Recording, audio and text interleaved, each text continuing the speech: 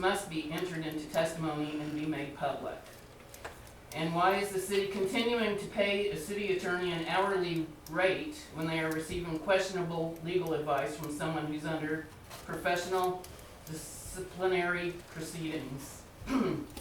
Even, another note would be, even I know that if you have someone trying to do a budget that never has, they need help.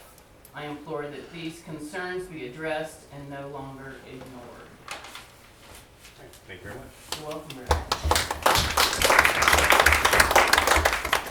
Mayor, Carolyn? Mayor, real quick, black Ford pickup, headlights are on. I don't want anybody to have to jump start later. All right. Carolyn Marshall has in here information. Did you want to talk about something else on the agenda? Just make some comments, you know, just like everybody else. All right, let's go.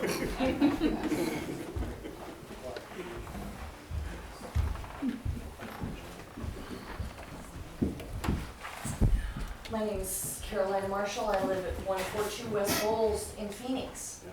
And thank you for your service, your council, and thank the police officers for their service, and all of these people here today coming in to be part of our community. I was at the March 8th meeting and then the next meeting, and it was very uncomfortable.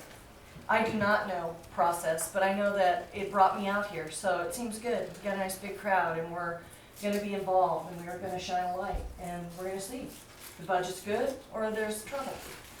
There's stealing happening or there's not. There's people being unethical or they're not.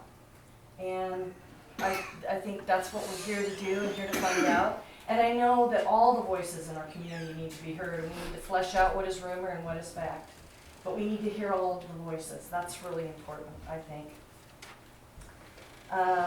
I'm just here to bear witness, and I'm probably not going to be able to come to a lot of these. I'm going to have to look at minutes and talk to folks, talk to my counselors, because I have many other, I spend my time doing other things, and it seems important, and I hope to be able to balance it out a little bit. Be more involved, but not flop. So I think mediation's great, and I think it builds trust, and I think that should not have been pushed away as easily as it was. I think that, you know, then all parties could have been heard, and we could have really, you know, got maybe to the bottom of what was going on. I am a person who has good faith assumptions about people most of the time. I really do. I think that this community, I think we have a great community. People are involved. People do things. It's awesome. And I hope for the best for this. And I do have good faith assumptions. And you're going to be shining the light. The last thing is, we're having dinner on Thursday. It's going to be delicious. This is my menu. We're having, I'm going to focus on dessert here, lemon ginger rice pudding over fruit cocktail.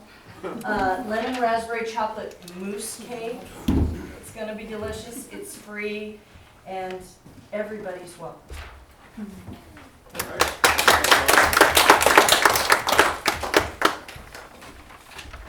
Judy Grillo, you put down here all for the item that you wanted to address.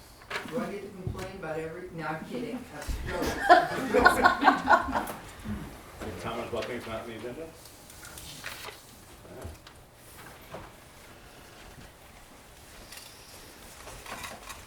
Name, rank, and serial number, please. What? Name, rank, and serial number. Name, rank, and serial number. I'm Judy Grillo, 180 Meadowview Drive, Phoenix. I've been here 6.5 years. And I'm working on a project, as you all know, to paint a mural. But I was here for the meeting, and what disturbed me, and I will be up front. It looked like a setup. I've run 1 million meetings in my lifetime, both business, engineering, construction, and I've worked with large companies, and I've worked with international companies. But this meeting looked like a setup. And that's what was the first thing that bothered me. It didn't look like a meeting that people came together to discuss and learn and make a decision It was a decision had already been made, and the three witnesses that were brought in, one looked like he was coerced and forced into making a talk. The other one cried, and I guess I'm an old girl, I'm not impressed by tears. Ever. And last but not least, I felt it was not done in a business-like manner. It was a setup, and it came down badly. Now, whether it was the right thing to do or not, that may be a whole different animal. But appearances and how things work, protocol, procedure, and parliamentary procedure, I'm a licensed, registered parliamentarian, so I can get cranky sometimes about that. But I sit there and am very quiet. You need to learn it. You need to read your book if you're gonna run it. So that was the first thing that bothered me. And I got along well with Jamie. I don't think I was alone. I think there's a lot of other people out there that do it. And so, you didn't get asked, and that's the second thing that I wanted to say. You didn't ask the citizens. Shame on you. You had a decision, you didn't incorporate it. We wouldn't have been there if we didn't have an opinion. And so that's the two things I wanted to say. Last but not least, everything's coming along on the mural. I'm getting excited. People are excited. I have vendors who are calling me, wanting to donate. Things are looking good. You'll be very pleased. Thank you. That's it. Andrea Evans, NA hereby someone else speak on things not on the agenda.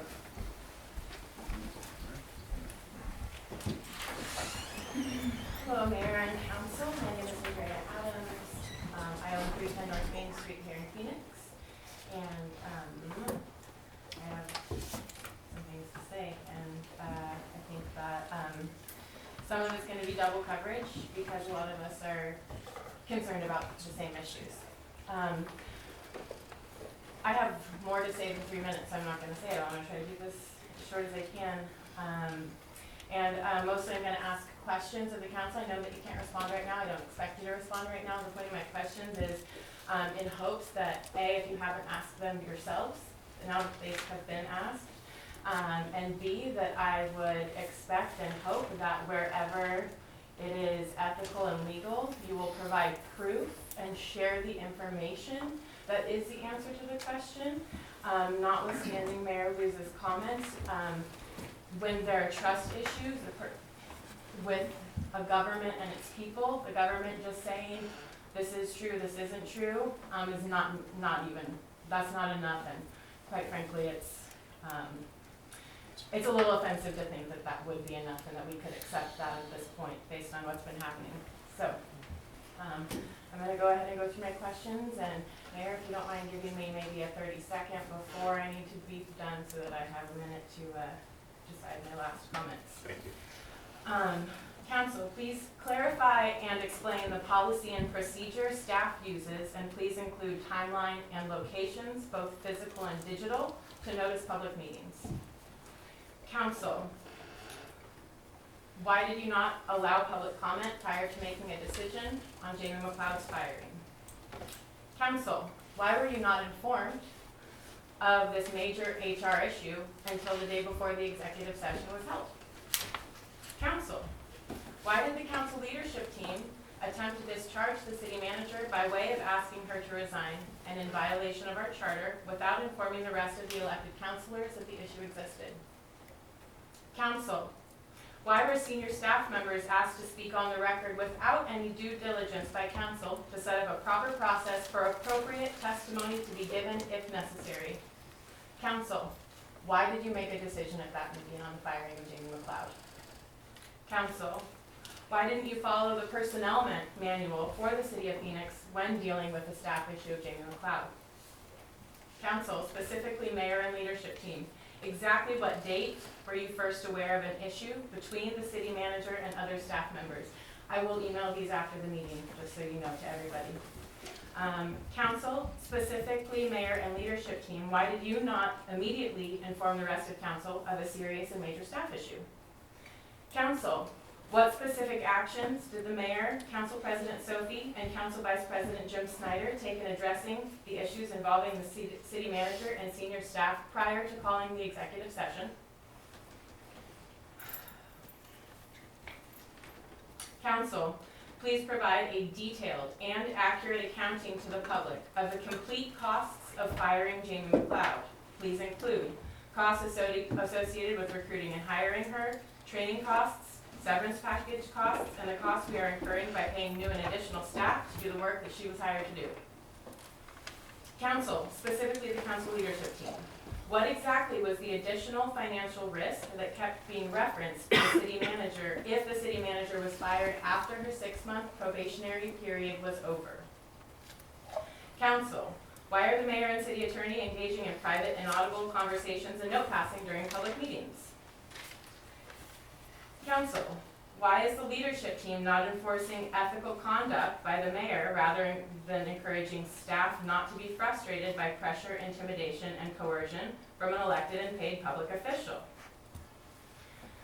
Some of these have been asked, so I'm going to move on.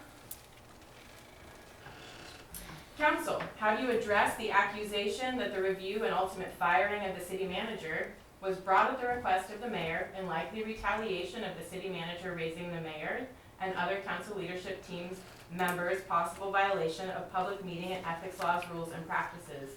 That I think needs to be addressed, definitely. Council, how will you address current decision-making needs with the incredible priority to establish and follow healthy processes for the city? 30 seconds out. Thank you. Council, please clarify the process to hire an interim city manager.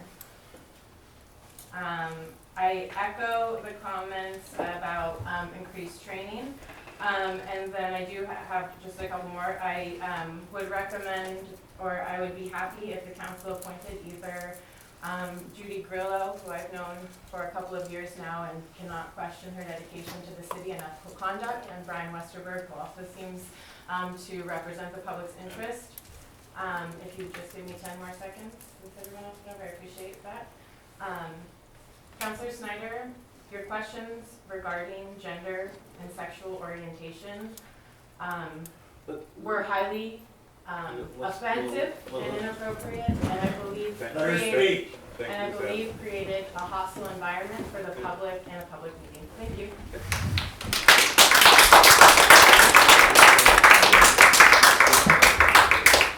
Please don't interrupt. And we try not to have accusatory statements directed towards the council from people speaking in public. It has to be kept civil. Okay? And one more person. Christine Totten, do you have something different to add? Yep. All right.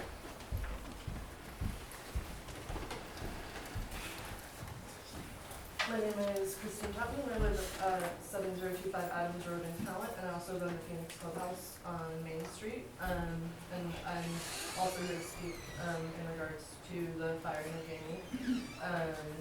I personally had a really good experience with her as a person that runs a business in Phoenix. In her short time being the city manager, she's already started to work on projects that have been unaddressed at the property at the Phoenix Clubhouse for over a year, and due to the firing, actually disrupted progress on that yet again. So that is personally upsetting, and also after having witnessed that meeting, I have some other concerns I wanted to address. I think that the firing with no cause, based on some personality piece to this, the leadership part that's in trouble, and other vague, non-specific reasons that do not speak to and or about her actual job performance was the main substance of the meeting, which I find a huge problem with as somebody who expects that the city staff is there to do a specific job and to make sure that those jobs are done by the other staff as well. as somebody that doesn't have to work there, I don't actually care at all how pleasant it is for people. I know that sucks, and it makes it really hard, but I don't think that a personality difference is a significant issue to make this kind of a change.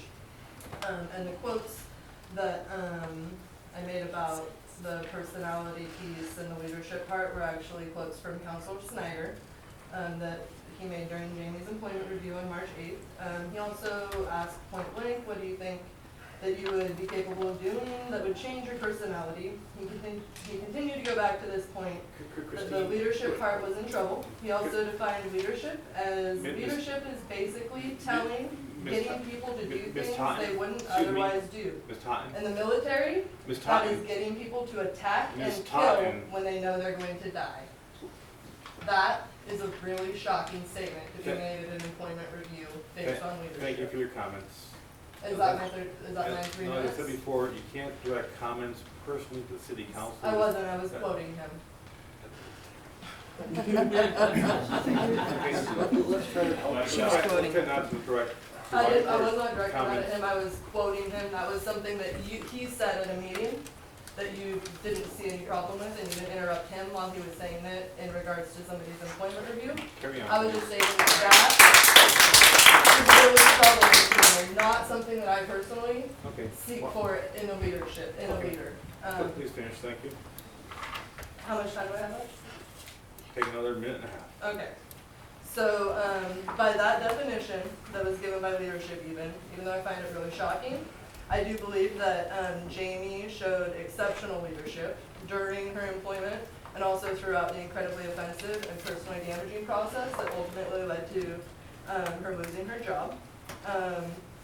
The opinion of one of the counselors on whether or not to move forward with mediation or to immediately fire was really confusing to me based on a motion made by Sarah that passed, I believe, 3-2, which would have given the majority vote to pursue mediation or see what that would look like. I'm really concerned and also have to agree with Judy that I feel like there was some premeditation before the meeting that led to the mayor immediately asking for the council member to clarify his vote because I believe it wasn't the way that he was expecting.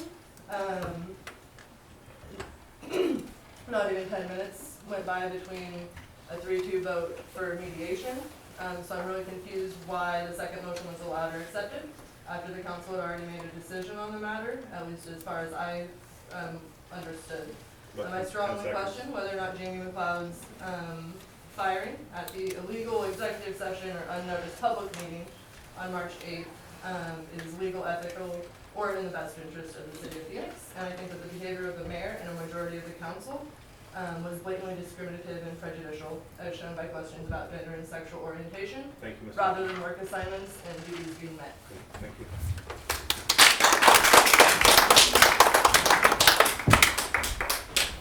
Let me just answer a couple of real quick questions, and then we're gonna move on to another item on the agenda. Mr. Mayor, after listening to people, I realize my comments are general, they're not part of 5D that I put down. Okay. Could I have a minute? The last man in charge. Yes.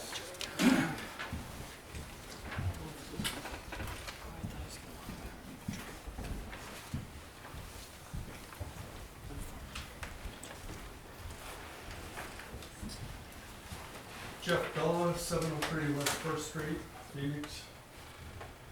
Well, I've only been gone from council for about 2.5 months, not quite even that, but it seems like a long time.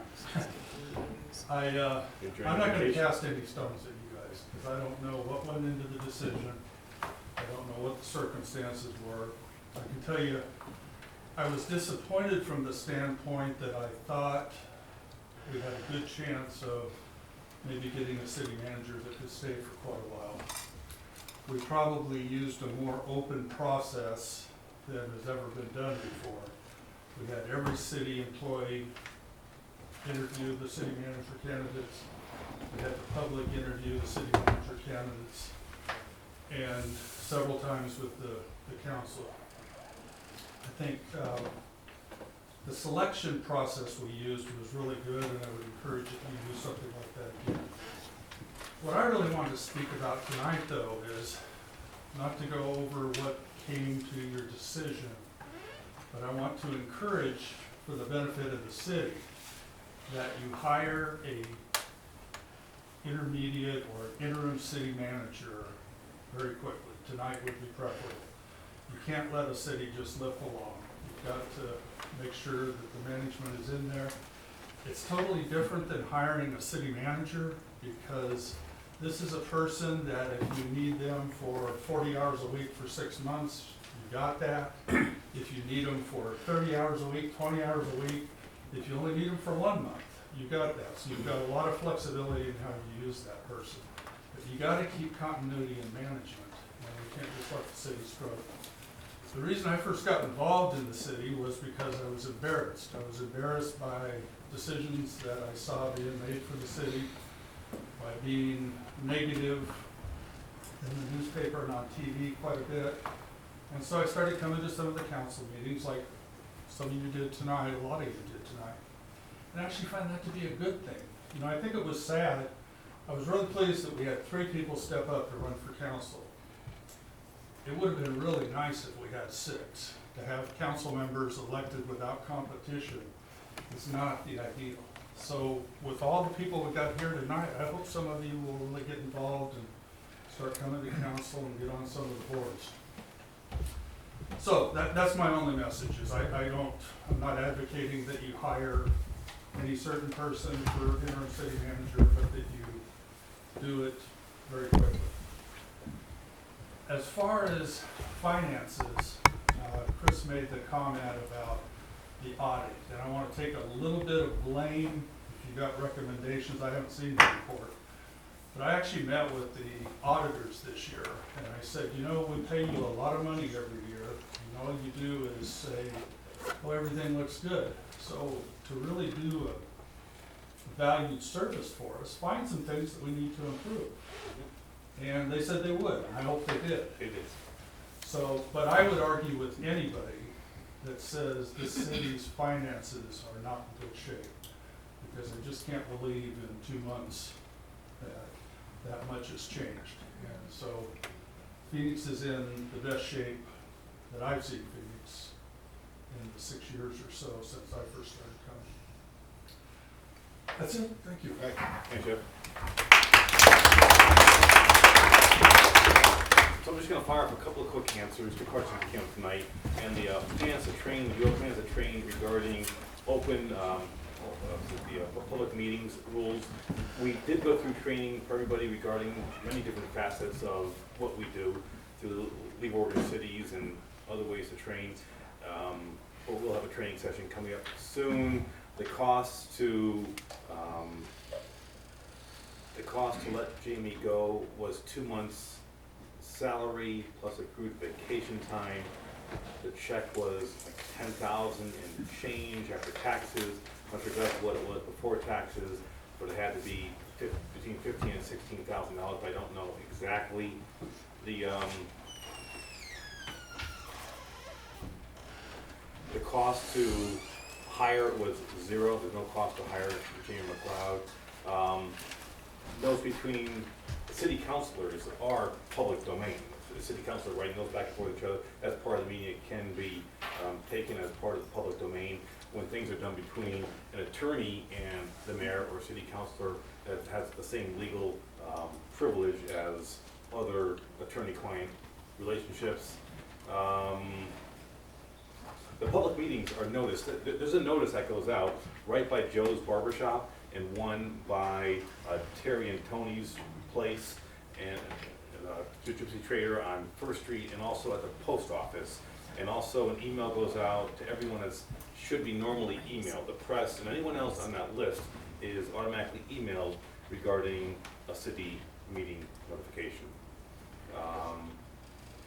The issue came up, why wasn't the HR issue brought up before city council? That's a private matter. It can't come before city council. It just cannot. With that said, we're going to move on to the next item on the agenda. Larry Dickson, you want to come up, Larry? The next item on the agenda is to appoint a new budget committee member. Larry Dickson is a CPA, been here a couple of years, looks like he's still here, right? And as part of the statutory requirements of bringing on a budget member, city council does need to vote upon that person. And Larry, why don't you just tell us a little bit about yourself, and thanks for offering to help us out. Well, my wife and I have been in the valley for over 25 years, and we just moved from Eagle Point to Phoenix about 3 years ago. And I just decided to want to get involved in the community and start serving a bit here. Was in public accounting practice for over 30 years, and then went overseas for about 10 years working with an aid and development company. And then I came back about 4 years ago. And my wife is a retired teacher, so graduate of U of O. I don't know what else to say. Well, you're a CPA, you want to be in the budget committee, sounds good to me. Questions, guys? Have you ever served on a public commission before? No, I did serve with the Eagle Point Foundation, but otherwise I always kept separate from any public involvement in that, being a CPA and being independent. So, And how did you hear about the vacancy, and why are you interested in getting plugged in with the city?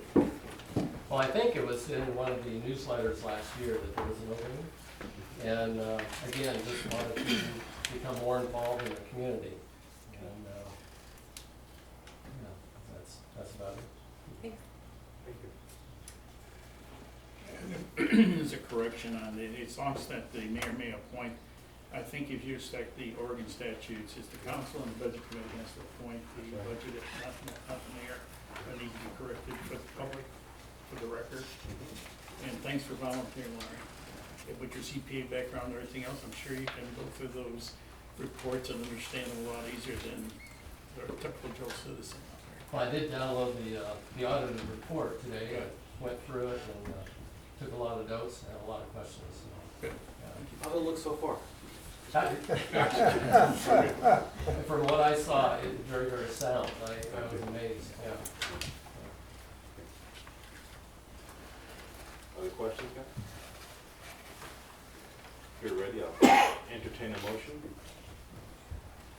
I move to appoint Larry Dickson to the budget committee. Second. More discussion? Roll call, please. Counselor Westover? Yes. Counselor Warren? Yes. Counselor Baker? Yes.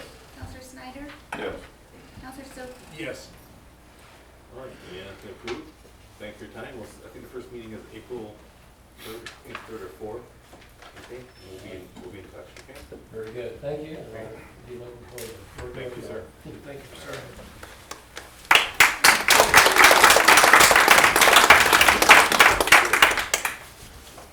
Next item on the agenda is consideration of applicants for interim city manager position. I think we had a couple of people that want to talk on that issue. We'll take the comments first, and then we'll go to our regular business.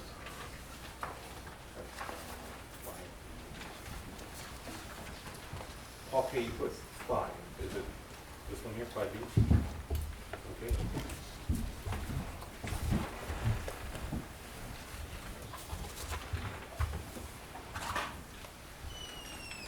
Name and Paul K., 4495 South Pacific Highway.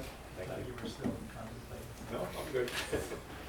Thank you all for your dedication and service to this city and to the citizens. I would like to share, based on experience, some decision-making criteria I'd like to invite you to consider in an important decision that you have to make. as a part of my background for most of my adult life.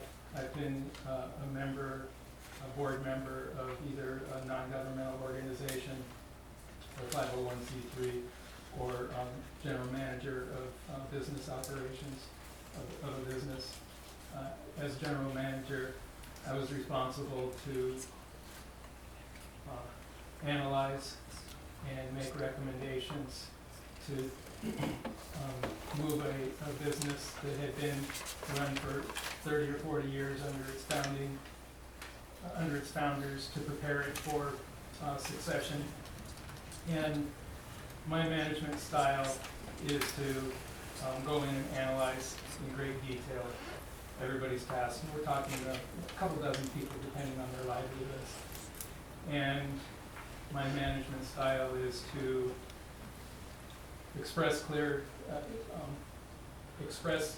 to hold high standards, to demonstrate high standards, to express clear expectations, and to have tolerance for adaptation. And so I have a little bit of an allergy when I hear micromanager. In the case of my experience, it was more important for this business to preserve good feelings than to actually get the job done competently. So their loss is our good fortune together. That's part of why I'm here in the city of Phoenix, making my living here. So from this background of experience, I have come to see that competencies and skills is a very important part, and you have two highly qualified candidates. Either choice for interim city manager would be a competent choice, would be a responsible choice to the city. I'd like to invite you to consider additional criteria, and that is cultural impacts. And that's culture within the city administration and departmental personnel, and also the culture with the citizens. You've gone to great lengths to try to reestablish and give some reassurance of trust. And I would like to invite you to consider what would most earn the trust of the citizens. Couldn't be superlative as compared to going up to more earn the trust of the citizens and more earn the trust of departmental personnel. I don't know Dave Canner. I respect him. I was very impressed with him a week ago. I do have personal or professional experience with Paula Brown. I was very excited to see her as an applicant. What I observed Paula Brown able to do very impressively in the city of Ashland in her 9 or 10 year tenure, but immediately she established the trust and confidence of a male-dominated workforce in the Public Works Department, and with responsibility for some significant budgets, capital improvement projects of building fire station, library, and other projects. In a male-dominated workforce, to be managed by a public works director with very high standards and very clear sense of organization and purpose is very impressive. You have 30 seconds left. Okay. And I also really respect Paula Brown for another reason. Anytime I would put forth a professional proposal, she would say, if she would say no or yes, she would say here's why, and if no, here's what it would take to turn into a yes. And that earned my participation, my passionate participation in the city where I live. And I'd like to invite you to consider that Paula Brown could help restore trust and goodwill. She's neutral as well as highly qualified, and would do an excellent job for us all. Thank you, Paul. In either choice you make, I respect and I want to work with you. Thank you.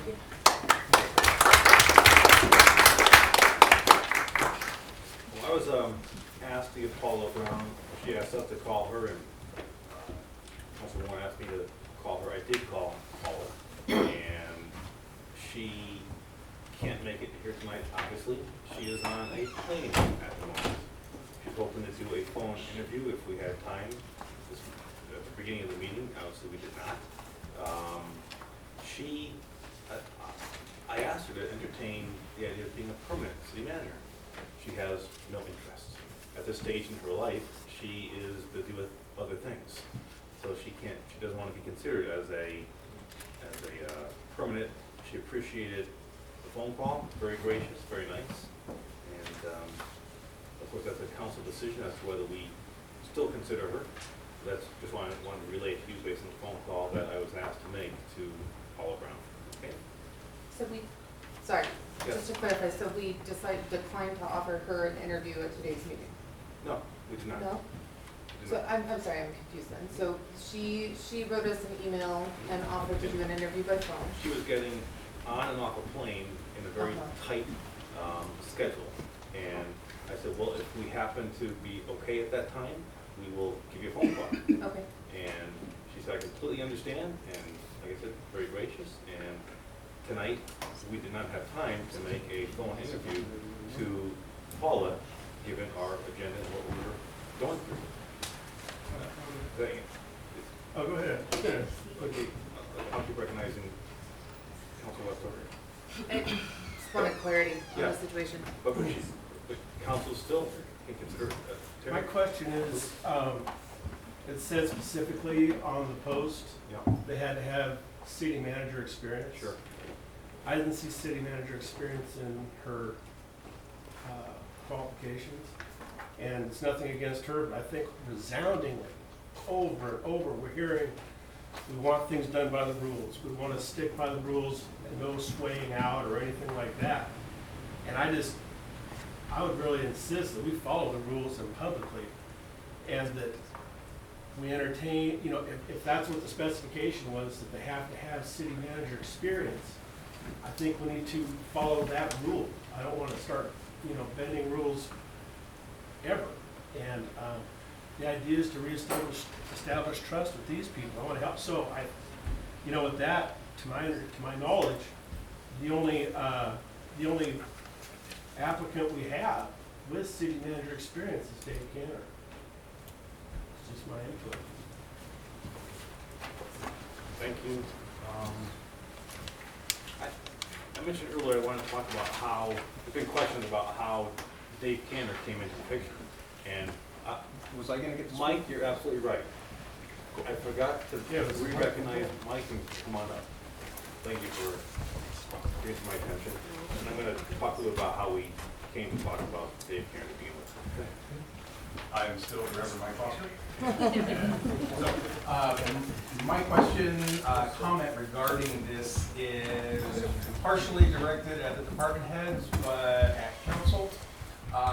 Just to consider what management style would they be willing to work under? Because, as the former mayor indicated, went through a truly in-depth vetting process.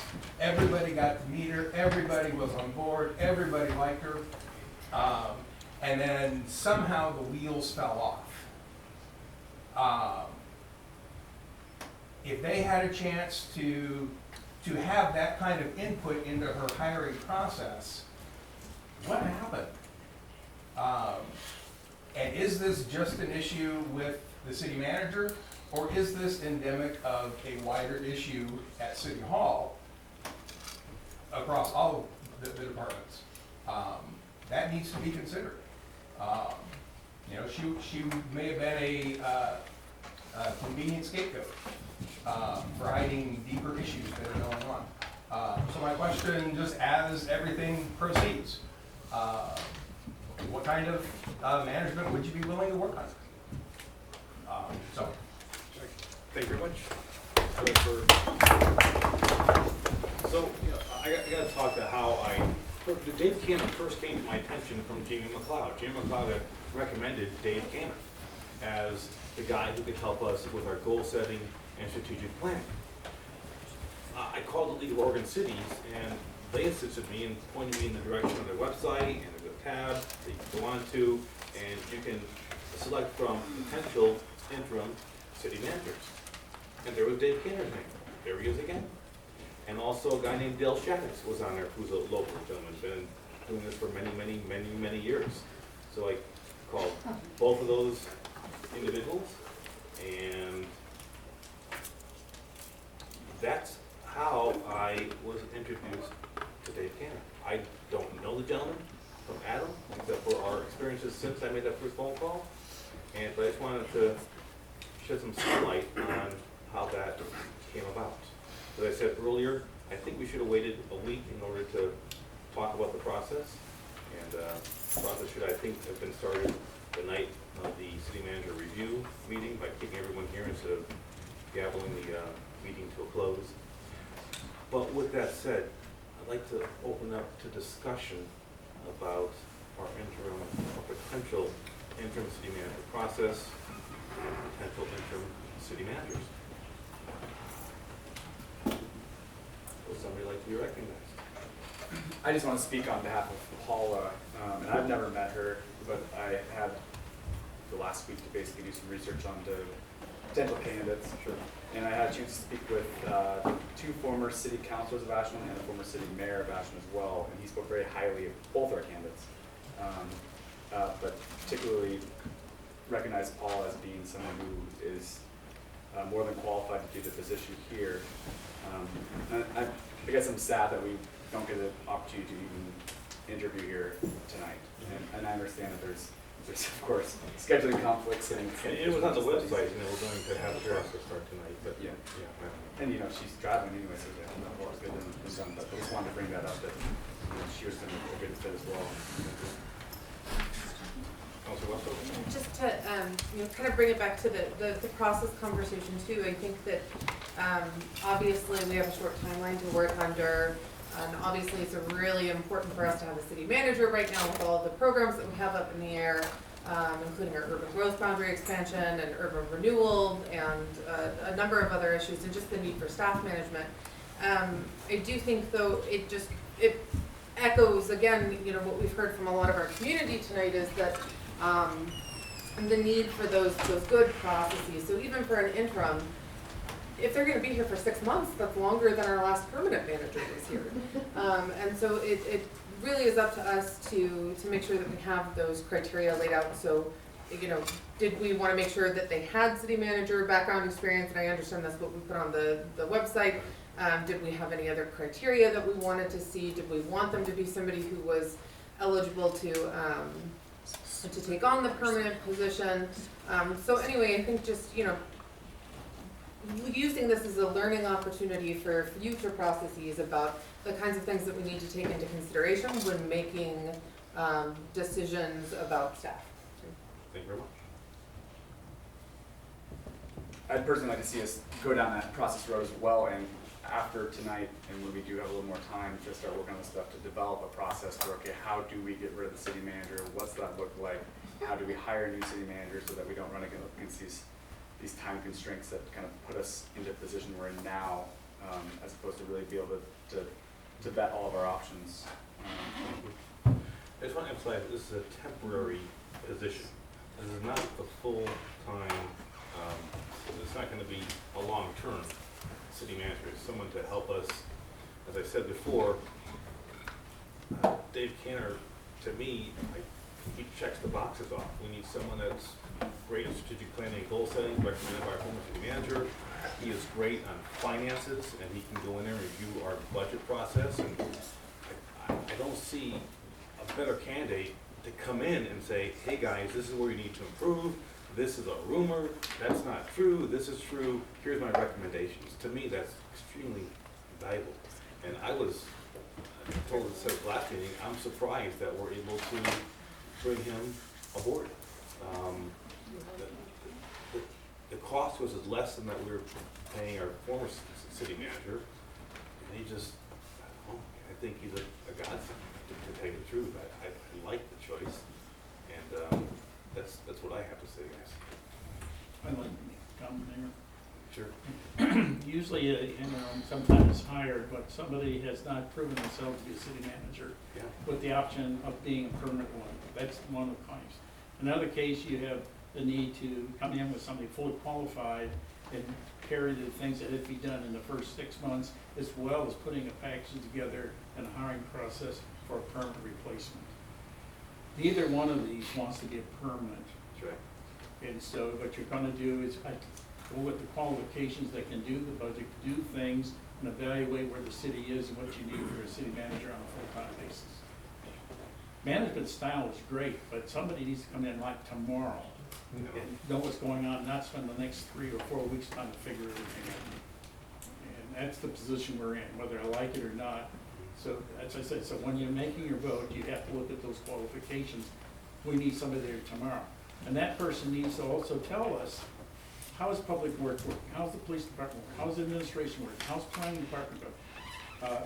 And also, he needs to evaluate, or she would have to evaluate, even this planning director coming out. We would give him a temporary, we have to hire, because there's nobody can hire the city planner right now, director except the council. And then that person would also be able to evaluate, but could not sit there and hire, fire. He would come back to us to make that decision until you make a permanent city manager. So we have to keep all those things in account. And I look at, and I wish we had other selections. League of Orange City had more opportunity and our managers out there for us. They didn't, unfortunately. So. And the process that we go through is offering a candidate a contract. And that's what we're going to have to make a motion on, yea or nay, and I'll leave you guys to. Yeah, the motion would be to offer a contract, and if so, then you have to work it out. Counselor Baker? I just, I think it's really wise, we would be wise, I concur with Sarah and Stuart about creating a guideline by which we do our hiring and releasing. That being said, that's not the situation we're in tonight. We do have a time constraint. We have a statutory deadline, which is growing nearer by the minute. On the budget. And I think we're, the city is fortunate to have 2 such qualified people apply, really, truly. I'm going back to we're gonna follow the rules. And the only one that has applied